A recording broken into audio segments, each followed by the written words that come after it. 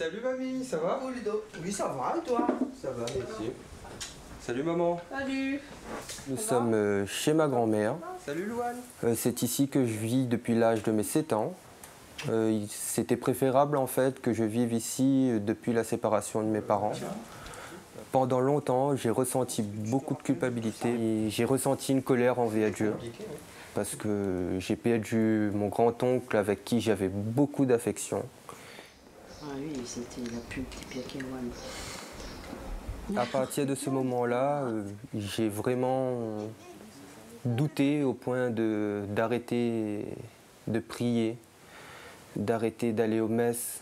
C'était également compliqué au niveau du travail. J'avais pas d'argent. C'était la galère, quoi. À un moment donné, je me demande pourquoi c'est comme ça et je décide d'aller chercher des réponses. Et par chance, je vois la page de l'Église 2.0 qui est animée par les jeunes. Qui est dit au tout premier verset du tout premier chapitre, du tout premier livre. Et c'est là en fait que le Père Sébastien Vast, il m'a donné rendez-vous. Et on a eu l'occasion de discuter. C'est là que le déclic commence réellement. Je retourne vers Dieu. Très peu de temps après cette rencontre, j'ai retrouvé la joie. J'ai de nouveau ressenti l'amour et j'ai eu envie de partager tout ça avec les autres. Un chrétien qui prie seul, c'est un chrétien perdu.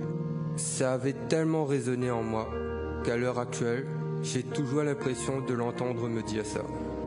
Puis il m'a proposé, pour avoir du changement dans ma vie, de venir à la messe tous les dimanches pendant les 40 jours de carême. J'ai demandé de faire un témoignage et annoncer la bonne nouvelle, comme quoi on est aimé par Dieu. Jésus, il est là et qu'il faut continuer à y croire, même si c'est compliqué. Nous avons besoin de savoir qu'il y a peu de distance entre lui et nous. Nous avons aussi besoin de trouver, pour nous libérer de nos culpabilités, le pardon à travers lui. Pour ma part, il y a une période où j'étais tellement perdu. Salut tout le monde. Depuis que j'ai retrouvé la foi, j'ai tout simplement demandé à Dieu qui me donne les moyens d'aider les autres. Et ça, actuellement, en fait, ça passe surtout par mon travail. Je peux être avec des jeunes, des moins jeunes. Et dès que j'en ai l'occasion, en fait, je suis là, à leur écoute, pour suivre un peu les pas de Jésus, qui est d'aider, accompagner et donner de l'amour aussi aux autres. Parfois, aider de manière conventionnelle, c'est pas suffisant. La dernière solution, c'est de parler de Dieu. Et en général, ça apaise parce que je parle de l'amour de Dieu.